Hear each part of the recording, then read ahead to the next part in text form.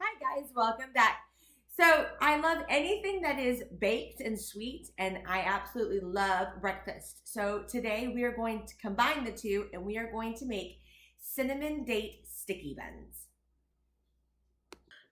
For this recipe, you will need buttermilk, vegetable oil, 1 egg, dark brown sugar, active dry yeast, all purpose flour, baking soda, kosher salt, medjool dates, ground cinnamon, powdered sugar, cream, and vanilla extract. All right, our first step is going to be making our yeast mixture for our dough. So what we have over here is 3/4 of a cup of buttermilk and 6 tablespoons of vegetable oil. Now this has been heated to about 98 degrees because that's the temperature that will activate the yeast. I got it there by putting it into the microwave for 10 seconds each time, 3 times. So a total of 30 seconds. And it's now about 98 degrees. So what we're going to do in a second cup that has a pour spout, this is important, you want it in a liquid pouring measuring cup. We're going to put 1/4 cup of our dark brown sugar, 1 packet of our active dry yeast, and then 1 egg. So we're going to combine these as best as you can. It should come together fairly well and fairly quickly. Make sure that you get the big chunks of sugar out as well. You don't want the big chunks in there. You want this to be pretty as smooth as you can get it. Now what we're going to do is add our warm buttermilk mixture to this. This is going to start to get the yeast activated. So what we're going to do, stir all this up. Make sure you get it nice and mixed. All right, I've already added 2 cups of flour into my food processor, so I'm going to add the third one in now. And then I have my 1 teaspoon of salt and my 1/4 teaspoon of baking soda in here.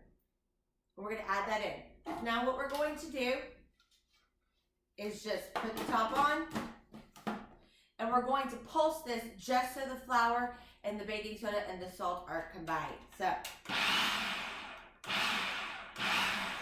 just very easy. So now that those are combined, we're going to take our yeast mixture that we've already made. So this is our buttermilk and everything. And we're going to slowly stream this in and let this combine.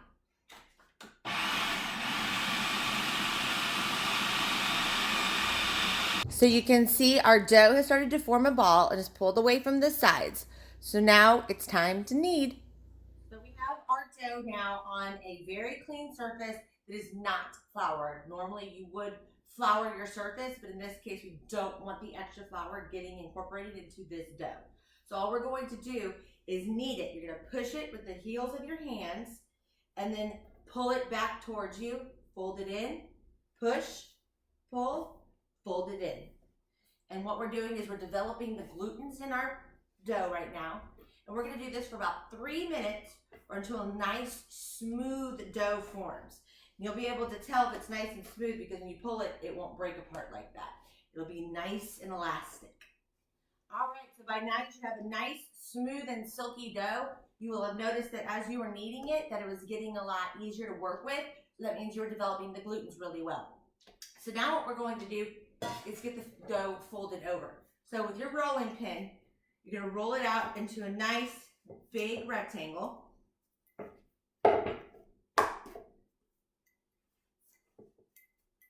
Or excuse me, square, not rectangle.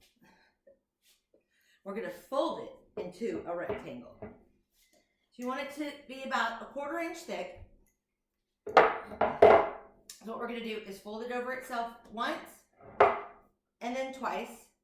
You have kind of a square, and then we're going to roll this out again. So you want to roll it back out into a square again. This is going to create some layers inside of your dough. So we're going to get it out into another square. Again, about a 1/4 inch thick. It's going to spring back a little bit. That's good. That means you got a nice tight dough going. So then what we're going to do is fold it over itself once in a rectangle. and then another time in the square again. So what we got is our bowl. For that remaining tablespoon of oil that we had in the beginning of the recipe, we're going to pour it in our bowl, kind of swirl it around so the inside of the bowl is coated with the oil, and we're going to put our dough in there.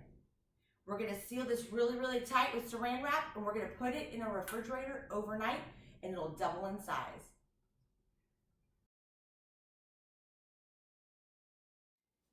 So next we're going to be making our date puree, which is going to be the filling for our sticky buns. So I have about a cup of dried dates that I reconstituted by putting hot water over them for about 10 minutes. So now they're nice and supple. So we're going to add those to our food processor. Then we're going to add about a quarter cup of brown sugar with a teaspoon of cinnamon. We're going to do a pinch of salt. And then about 2 tablespoons of oil, so this will be a nice smooth mixture. So what we're going to do now is just turn on our food processor and process this until it becomes a nice smooth paste. As you can see, our dates have now been processed into a nice smooth spreadable paste. Alright, so now we've removed our dough from the refrigerator and we've let it sit for about 5 minutes to kind of knock the chill off of it, so that way we can roll this out. So we're going to do the same thing that we did before. We're going to roll it out into a nice big square, and we're going to fold it over one more time like we did before.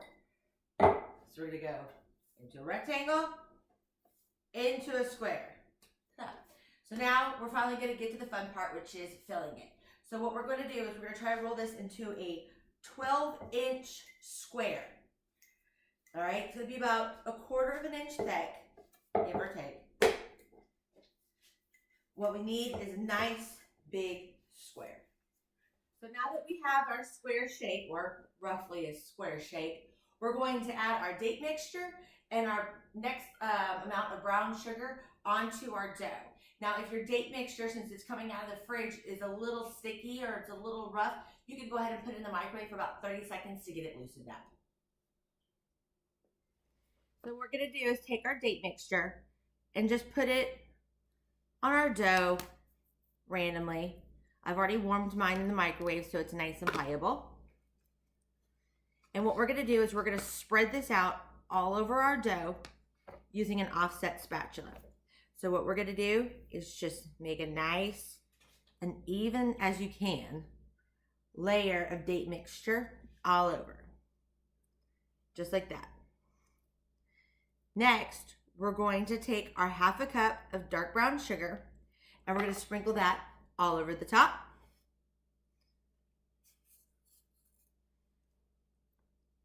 And smooth it out evenly amongst your date mixture.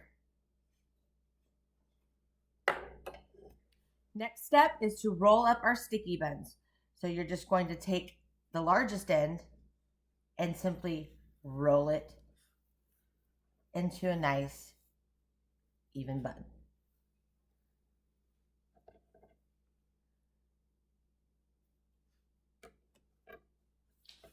Now we're going to cut our sticky buns. So you want to use a serrated knife. You're just going to cut off the little bit of the ends that don't really have any filling on them. Cut this big log that you have into 3 sections.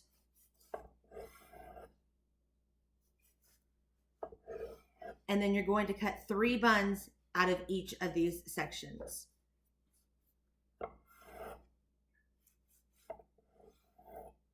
Like that. So you can see we have all of our cinnamon buns all in our nice cast iron. So all we're going to do is cover them now with a sheet of foil, and we're going to let them rise for about 1 hour to 1.5 hours, depending on how humid your kitchen is, and then they'll be ready to bake. So now we're going to make the glaze that's going to go on top of our sticky buns at the end. So what I've done is I've combined 3 tablespoons of heavy cream, a teaspoon of vanilla, and 3/4 of a cup of powdered sugar. So all we're going to do is just mix this thoroughly to combine until it becomes a nice silky glaze. And then we're going to put that on at the very end.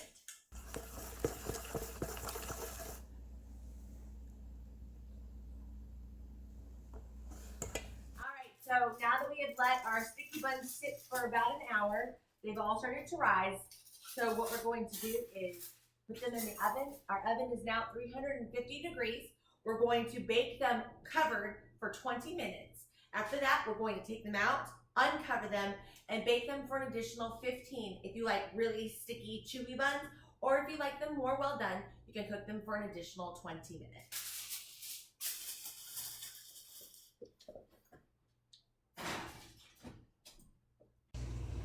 15 more minutes to go. All right, so our sticky buns are done. They are out of the oven. So you can see they're all nice and browned and gooey on the inside. So for the final steps, we're gonna have to let this cool, and then we'll put our icing all over the top once they're nice and cool. So thanks for joining me again, guys. See you next time. Be sure to like us on Facebook, Instagram, and YouTube channel. Bye.